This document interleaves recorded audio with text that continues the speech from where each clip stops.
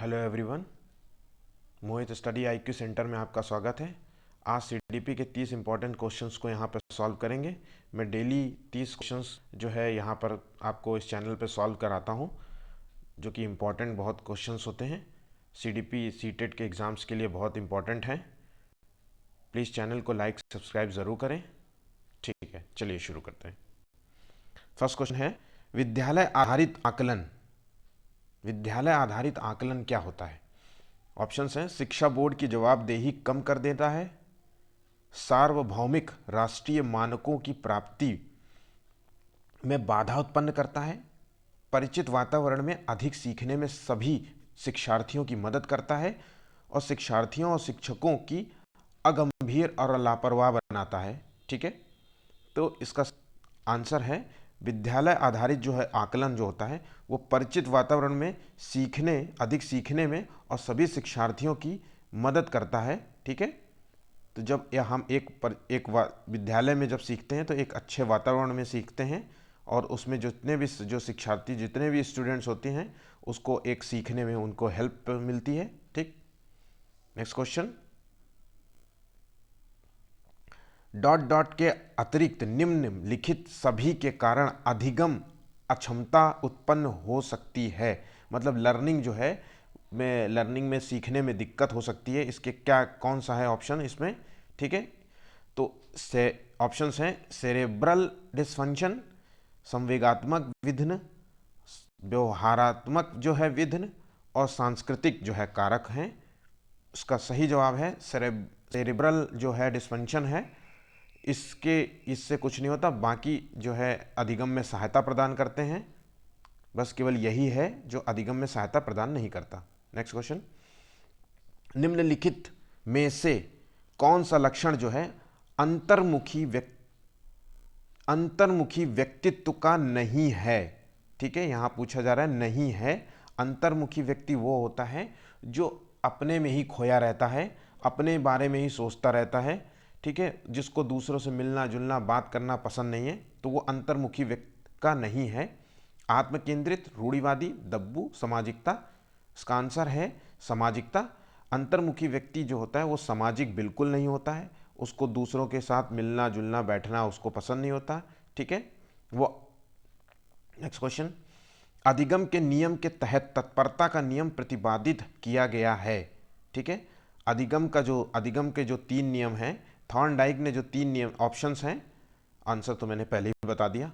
इसको समझ लेते हैं कि थॉर्नडाइक ने जो 3 नियम दिए थे, एक तत्परता का नियम दिया था, एक है अभ्यास का नियम दिया था, ठीक है, और एक प्रभाव का नियम दिया था। ठीक है, एक प्रभाव का नियम दिया था।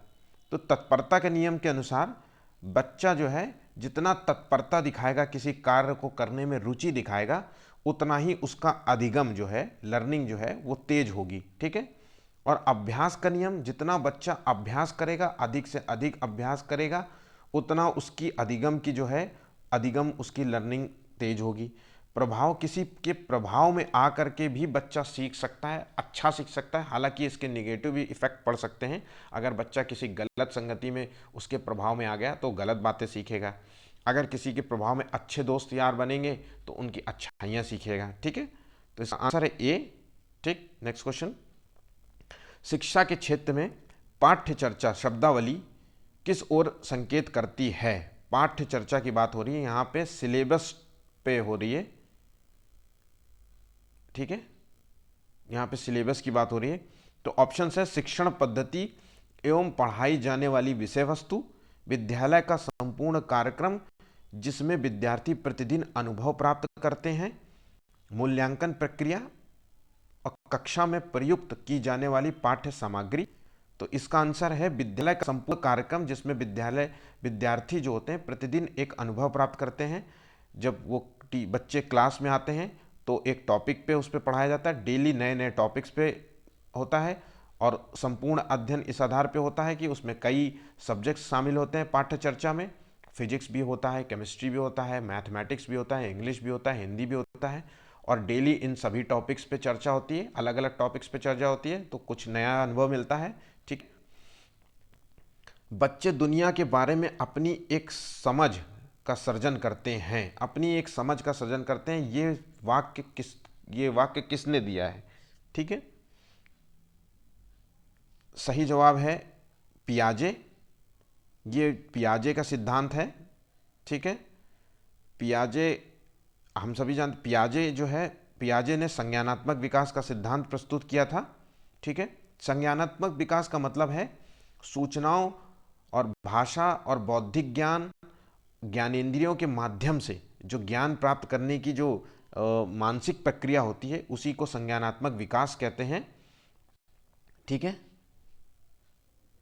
Next question. कृतिका जो है अक्सर घर में ज़्यादा बात नहीं करती, वो ज़्यादा घर में किसी से बात नहीं करती, लेकिन विद्यालय में वो बहुत बात करती है। ये उसमें क्या दर्शाता है? विद्यालय हर समय बच्चों को खूब बात करने का अवसर प्रदान करते हैं। शिक्षकों की ये मांग होती है कि बच्चे विद्यालय में खूब बात करें, कि टीचर चाहता है कि बच्चे स्कूल में खूब बात करें। या कृतिका को अपना घर बिल्कुल पसंद नहीं है, या उसके विचारों को विद्यालय में मान्यता मिलती है। इसका सही जवाब है डी नंबर, क्योंकि वो घर में इसलिए बात नहीं करना पसंद करती है या बात नहीं करती क्योंकि उसको घर में कोई बोलने का मौका नहीं देता, या बोलती होगी तो डांट दिया जाता होगा, उसको हंसी मजाक उड़ाते होंगे उसके बात करने, इसलिए वो बात करने से हिचकिचाती है, बात करने में उसको अच्छा नहीं लगता। लेकिन वो जब स्कूल जाती है तो स्कूल में खूब बात करती है, क्योंकि उसके बोलने का मौका मिलता है, उसके विचारों की को अहमियत दी जाती है। ठीक है, ध्यान रखिए। Next question. एक शिक्षक को अपने विद्यार्थियों की क्षमताओं को समझने का प्रयास करना चाहिए। ठीक है, एक टीचर को समझना चाहिए कि उसका जो स्टूडेंट है उसकी क्षमता क्या है। निम्नलिखित में से कौन सा क्षेत्र इस उद्देश्य के साथ संबद्ध है? ठीक है, तो शिक्षा जो समाजशास्त्र के साथ संबद्ध है, कि सामाजिक दर्शन के साथ संबद्ध है, मीडिया मनोविज्ञान के साथ है, कि शिक्षा मनोविज्ञान के साथ संबंध है? आंसर है डी, शिक्षा मनोविज्ञान के साथ संबद्ध है। ठीक है, नेक्स्ट क्वेश्चन। सीखने की प्रक्रिया में जो है अभिप्रेरणा क्या है? सीखने की प्रक्रिया में अभिप्रेरणा क्या है? अभिप्रेरणा का मतलब है मोटिवेशन। ठीक है, मोटिवेशन है ये, अभिप्रेरणा इंग्लिश टर्म है ये। दोनों चीज़ों को याद रखिए, कभी कभी कंफ्यूजन हो जाता है। ऑप्शंस है, शिक्षार्थियों के स्मरण शक्ति को पैना बनाती है, पिछले सीखे हुए को नए अधिगम से अलग करती है, शिक्षार्थियों को एक दिशा में सोचने के योग्य बनाती है, और शिक्षार्थियों में सीखने के प्रति रुचि का विकास करती है। तो मोटिवेशन क्या होता है पहले ये जान लें। इसका आंसर है डी, सीखने के प्रति रुचि का विकास करती है। मोटिवेशन का मतलब होता है एक तरीके से जो एक व्यक्ति की जो आंतरिक शक्ति होती है, जिससे जो बच्चे में, जो व्यक्ति में या बच्चे में जो कार्य करने की जो क्षमता होती है वो बढ़ जाती है। अक्सर देखते हैं कि हमको जब मोटिवेट करते हैं कोई कि तुम ये कर सकते हो, जल्द तुम्हें करने में कोई दिक्कत नहीं है ना, तो हम अचानक ना मोटिवेट हो जाते हैं, एकदम से हमारा एनर्जी लेवल बूस्ट हो जाता है और हम वो काम को कर जाते हैं, है ना।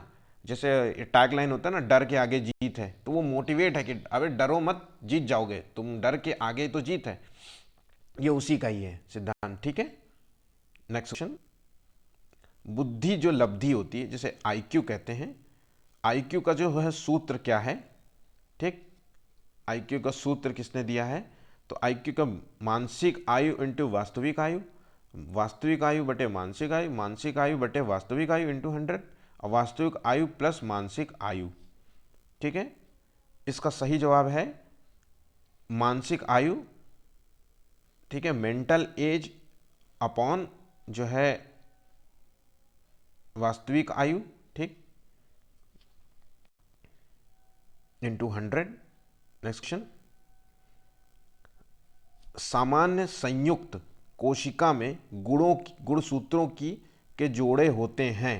ठीक है, एक गुणसूत्र में कितने जोड़े होते हैं ये पूछ रहा है, 22, 23, 24 या इनमें से कोई नहीं? तो आंसर है 23, इसका आंसर है बी नंबर।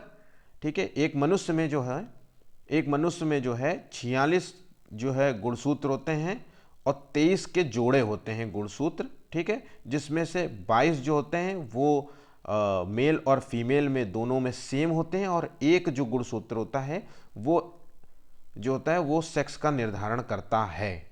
ठीक है, नेक्स्ट क्वेश्चन। बुद्धि का द्विकारक सिद्धांत का प्रतिपादन किसने दिया था? ठीक है, थॉर्नडाइक, स्पीयरमैन, बर्नन और स्टर्न। द्विकारक का जो सिद्धांत है वो स्पीयरमैन ने दिया था। ठीक है, स्पीयरमैन ने द्विकारक के सिद्धांत के अनुसार दो फैक्टर दिए थे जिसे जी फैक्टर कहते हैं और एक एस फैक्टर दिया था। जी फैक्टर मतलब जनरल फैक्टर, एस फैक्टर मतलब स्पेसिफिक फैक्टर। जनरल फैक्टर मतलब सामान्य बुद्धि जिसे कहते हैं, और एस फैक्टर मतलब विशिष्ट बुद्धि। तो विशिष्ट बुद्धि जिनके पास एक विशिष्ट ज्ञान होता है, जैसे कि वो म्यूजिक के बारे में अच्छा नॉलेज होता है, उन्हें मैथमेटिक्स का अच्छा ज्ञान होता है, उनको आर्ट का अच्छा ज्ञान होता है, वो आर्टिस्ट बहुत अच्छे होते हैं, उनको वर्बल इंटेलिजेंस का ज्ञान होता है, जैसे कि वो कविताएं लिख सकते हैं, है ना, कहानियां लिख सकते हैं। ठीक है, जन सामान्य बुद्धि जिसको हम नॉर्मली सामान्य कह रहे हैं, जो नॉर्मल वाले लोग होते हैं, सामान्य बुद्धि जिनका आईक्यू जो होता है 90 से 110 के बीच में होता है, और जो विशिष्ट होते हैं वो 120 से प्लस वाले होते हैं। ठीक है, नेक्स्ट क्वेश्चन। टर्मन ने के अनुसार जो है 90 से 100 बुद्धि का जो है बालक माना जाता है। मंद बुद्धि, श्रेष्ठ बुद्धि, सामान्य बुद्धि, क्षीण बुद्धि। ऑप्शंस हैं, आंसर है बी नंबर, सामान्य बुद्धि का माना जाता है। उसी जगह 120 से ऊपर बुद्धि का जो है बच्चा वो पढ़ने में श्रेष्ठ बुद्धि का होता है, और 140 का जो होता है वो प्रतिभाशाली होता है, सुपीरियर टाइप का माना जाता है। ठीक है, नेक्स्ट क्वेश्चन। भाटिया बैटरी का प्रयोग निम्न में से किसके मापन हेतु किया जाता है? बहुत इंपॉर्टेंट क्वेश्चन है, अच्छा क्वेश्चन है। व्यक्तित्व, रुचि, बुद्धि, अभी क्षमता। आंसर है बुद्धि मापन के लिए किया जाता है, इंटेलिजेंस के लिए किया जाता है। Next question. ध्यान को केंद्रित करने की आंतरिक दशा है। ठीक है, अवधि, नवीनता, रुचि, आकार। ठीक है, तो ध्यान को बढ़ाने के लिए ऐसी कौन सी चीज़ है जो आपको आपका जो है ध्यान बढ़ाती है? वो है इंटरेस्ट, रुचि। आंसर है, आपको किसी काम में इंटरेस्ट ना हो तो आपका ध्यान उसमें मन नहीं लगेगा, और जब आपका किसी काम में करने की इंटरेस्ट बढ़ जाता है तो आपको वो काम करने में बहुत अच्छा लगता है। Next question. अभिप्रेरणा अभिप्रेरणा का वर्गीकरण होता है। ठीक है, अभिप्रेरणा का मतलब है मोटिवेशन का वर्गीकरण किस रूप में होता है? तो स्वाभाविक और कृत्रिम होता है, कम महत्वपूर्ण और अधिक महत्वपूर्ण होता है, जन्मजात और अर्जित होता है, अभिप्रेरणा तथा प्रलोभन होता है। इसका आंसर है सी नंबर, जन्मजात और अर्जित रूप से होता है मोटिवेशन। आप या तो इसे अर्जित कर सकते हैं या फिर आपके अंदर पहले से ही इतने मोटिवेट होते हैं, ठीक है, कार्य करने के लिए। Next question. अच्छी स्मृति की विशेषताएं हैं। शीघ्र शीघ्र पुनः स्मरण, शीघ्र पहचान, अच्छी धारणा, उपरोक्त सभी। अच्छी स्मृति की जो तीनों पहचान, इसका आंसर है डी नंबर। Next question. शैशवावस्था के लिए उच्चतम शिक्षण जो है विधि कौन सी है? मॉन्टेसरी विधि, खेल विधि, किंडरगार्टन विधि और उपरोक्त सभी विधि। तो इसमें जो है शैशवावस्था जो होती है वो 0 से 2 वर्ष की अवस्था होती है। ठीक है, इसमें तीनों विधियों का प्रयोग किया जाता है, उपरोक्त सभी विधि। ठीक है, नेक्स्ट क्वेश्चन। अपने ऊर्जा बल, लिबिडो, ठीक है, को बाहर की ओर अभिव्यक्त करने वाले व्यक्ति का प्रकार होता है। जो ऊर्जा बल होता है, आमतौर पर लिबिडो को जो है वो हम सेक्सुअल अर्ज मानते हैं, काम काम की इच्छा जो होती है उसको, तो उसके बाहर की ओर अभिव्यक्त करने की जो व्यक्ति का प्रकार होता है वो ज्ञानात्मक व्यक्तित्व का होता है, कलात्मक व्यक्तित्व का होता है, बहिर्मुखी व्यक्तित्व का होता है, या धार्मिक व्यक्तित्व का होता है। तो इसका आंसर है सी नंबर, बहिर्मुखी होता है, वो बाहरी और बहुत ज़्यादा लगाव रहता है ना। Next question. अपनी कक्षा के एक विद्यार्थी की प्रवृत्ति को यदि शिक्षक बदलना चाहता है तो जो टीचर है उसकी जो है उसके बिहेवियर को बदलना चाहता है, एक टीचर जो है अपने स्टूडेंट्स के बिहेवियर को बदलना चाहता है तो उसको क्या करना होगा? तो विद्यार्थी के साथ कड़ाई से पेश आना होगा, कक्षा के अन्य विद्यार्थियों को उससे न जानने योग्य दूरी बनाने रखने के लिए कहना होगा, उसके समूह के सभी सदस्यों की प्रवृत्ति बदलनी होगी और विद्यार्थी को पढ़ने के प्रति प्रेरित करना होगा। तो अगर एक टीचर को विद्यार्थी का बिहेवियर बदलना है तो वो जिस ग्रुप के साथ उठता बैठता है उन सभी की जो है प्रवृत्ति आपको बदलनी होगी, क्योंकि वो अगर वो बदल भी जाए तो उसका ग्रुप अगर वैसी हरकतें करते रहेंगे तो वो कभी बदल नहीं पाएगा। अगर एक बच्चा अपने ग्रुप में सिगरेट पीता है तो वो कभी भी सिगरेट पीना नहीं छोड़ सकता, इसलिए सभी ग्रुप को इस तरीके से सभी उसके सभी दोस्तों को सिगरेट छोड़नी पड़ेगी। ठीक है, नेक्स्ट क्वेश्चन। कोलबर्ग का विकास जो है सिद्धांत है निम्न में से किससे संबंधित है? भाषा विकास से संबंधित है, संज्ञानात्मक विकास, नैतिक विकास, सामाजिक विकास। कोलबर्ग ने जो है वो नैतिक विकास का सिद्धांत प्रस्तुत किया था। ठीक है, नेक्स्ट क्वेश्चन। निम्नलिखित में से एक से शिशु के अधिगम को सहायता नहीं मिलती है, यहां ध्यान रखिएगा नहीं मिलती है, इस टाइप के क्वेश्चंस को जरूर ध्यान रखें कि नहीं दिया गया है। अनुकरण, अभिप्रेरणा, स्कूल का बस्ता और पुरस्कार। अभिप्रेरणा मतलब मोटिवेशन और पुरस्कार तो जो है जो इनाम दिया जाता है, तो इसका सही जवाब है स्कूल का बस्ता। इससे जो है बच्चे में लर्निंग में कोई इफेक्ट नहीं पड़ता। ठीक है, नेक्स्ट क्वेश्चन है मैस्लो के अभिप्रेरणा सिद्धांत को क्या कहा जाता है? इंपॉर्टेंट क्वेश्चन है। आवश्यकता का सिद्धांत, शारीरिक सिद्धांत, दृढ़ इच्छा शक्ति का सिद्धांत और अंतनोंद का सिद्धांत। आंसर है ए, आवश्यकता का सिद्धांत। Next question. प्रधानाध्यापक जो होते हैं या वरिष्ठ जो शिक्षक होते हैं, जो सीनियर लेक्चरर होते हैं, के लिए विद्यालय में कौन सी नेतृत्व शैली बेहतर रहेगी? तो सत्ताधारी नेतृत्व, हस्तक्षेपी नेतृत्व और प्रजातांत्रिक नेतृत्व या उपरोक्त में से कोई नहीं। तो जो हमारे प्रधानाचार्य होते हैं और जो सीनियर लेक्चरर होते हैं उनके साथ जो है प्रजातांत्रिक नेतृत्व जो है बेहतर रहता है।